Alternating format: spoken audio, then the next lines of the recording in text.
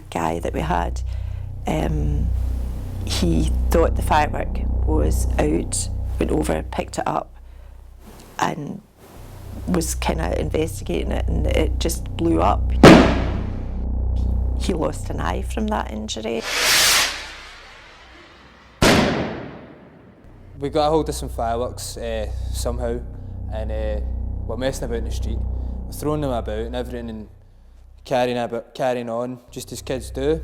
We've been lighting fireworks all night, going off fine, absolutely great. We then managed to, my friend managed to light a firework and threw it at me. It never lit. I then picked up the firework to throw it back at him, see if I could relight it. The firework then went off in my hand. I was badly burnt and had to go to hospital. I'd lost part of my skin. I panicked a lot. I was then taken to the burns unit. I was told I wouldn't be able to use my hand for months. Not only that, the pain that caused in my family, I really let everyone down.